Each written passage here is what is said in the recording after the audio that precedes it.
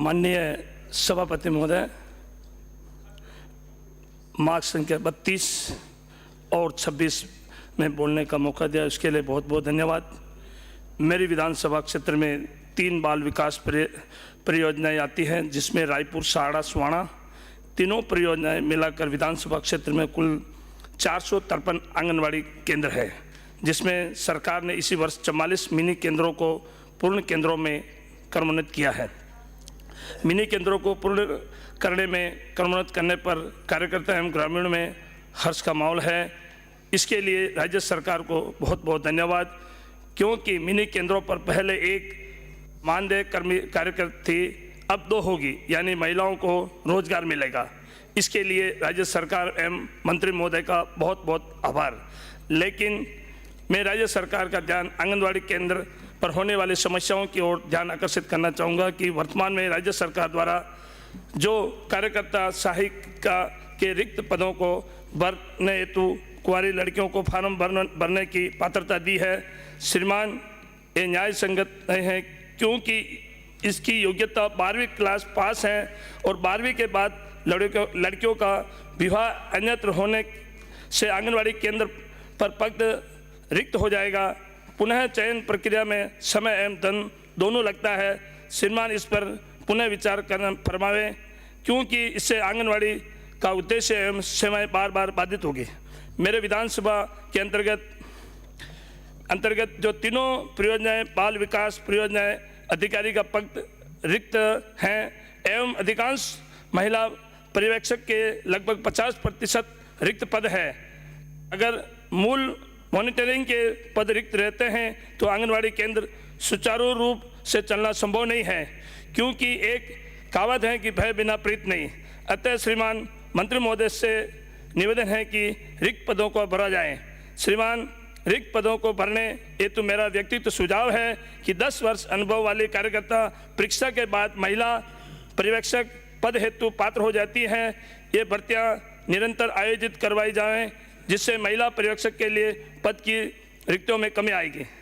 राज्य सरकार महिला पर्यवेक्षक की नियमित डीपीसी होती रहे, जिससे सहायक बाल विकास परियोजनाएं अधिकारी के माध्यम से जो बाल विकास परियोजनाएं अधिकारी का पद रिक्त भरा जाता है, वह रिक्त पदों को भरने में बहुत सहायक साबित होगा।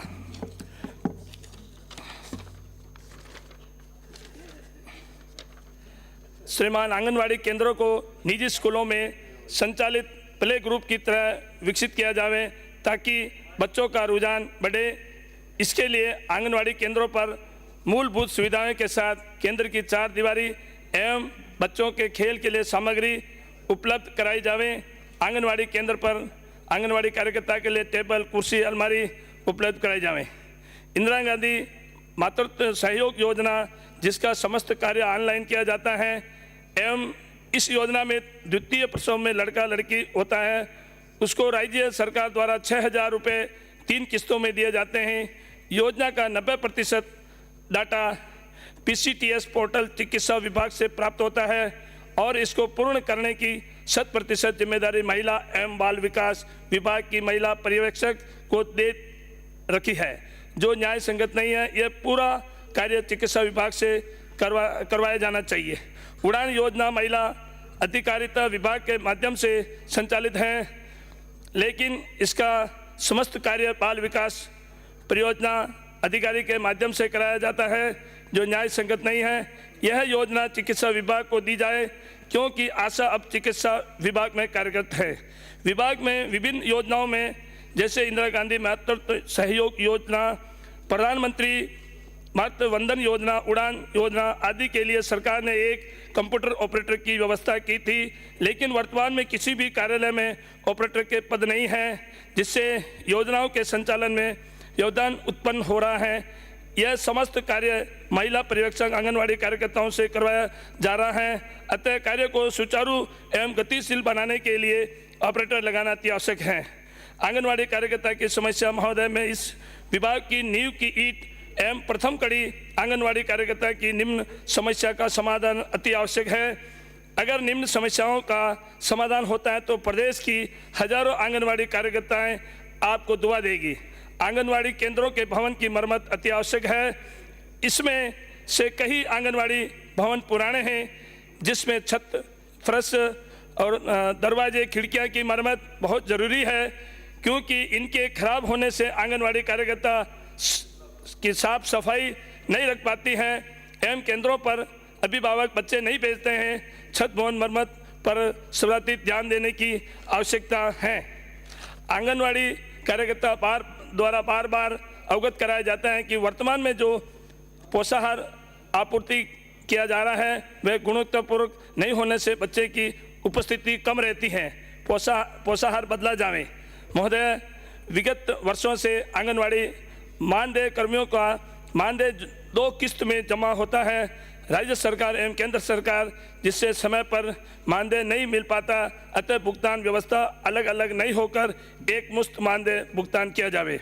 आंगनवाड़ी कार्यकर्ताओं द्वारा आए दिन विभिन्न विभागों द्वारा एवं अन्य सर्वे, रैलियां, चुनाव, पल्स पोलियो आदि कार्य संपादित करवाए जाते हैं, जिससे इनका मूल विभागीय कार्य बाधित होता है।